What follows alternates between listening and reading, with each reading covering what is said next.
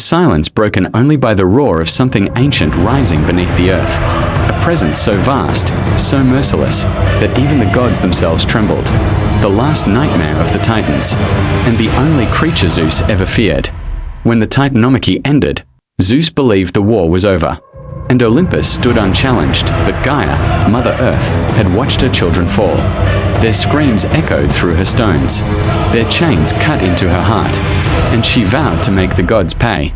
So she traveled into the deepest pit in existence, Tartarus, a realm older than the world itself. There she united with the abyss, and from that union came something no god was prepared to face, Typhon, a giant whose legs writhed into serpents, whose arms stretched across horizons, whose wings blotted out the sun, and whose voice shattered mountains. When Typhon rose from the earth, the world convulsed. Oceans fled from their shores, forests ignited in flame, and the sky turned black with smoke. The gods saw him and ran. Apollo abandoned his chariot, Mars dropped his spear. Even Poseidon retreated to the depths of the sea, all but one. The king of gods stood alone, lightning in his hands, as the greatest battle in creation began. The clash shook the cosmos.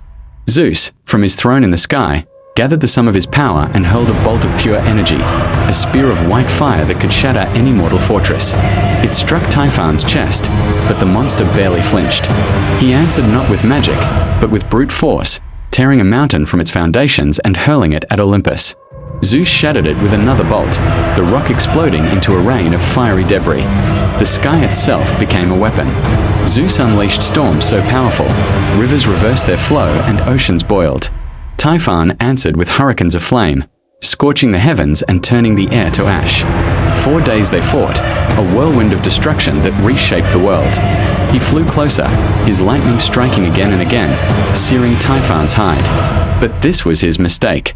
With a speed that defied his size, he lunged. His serpent coils, each thicker than an ancient tree, wrapped around the god king. Zeus struggled, but the grip was absolute, crushing the divine armor and suffocating the sky's king in a living cage. With his free arms, Typhon pinned Zeus, and with a guttural roar, he tore the tendons from Zeus's hands and feet, stealing the very strength of the gods. For the first time in eternity, Zeus screamed.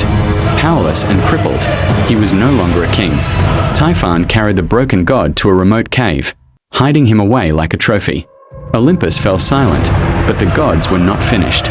Hermes, swift and cunning, stole into the cave. Pan followed, masking their presence with terror and illusion.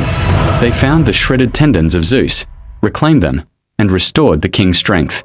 When Zeus rose, the sky itself seemed to breathe again, and the final war began. Zeus hurled an entire storm at once. 1,000 bolts struck Typhon, each one powerful enough to level mountains. The monster staggered, fell, and was cast beneath Mount Etna, a prison of molten stone.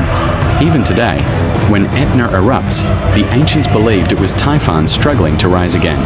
This is the Shadow Pantheon, and this was only the beginning.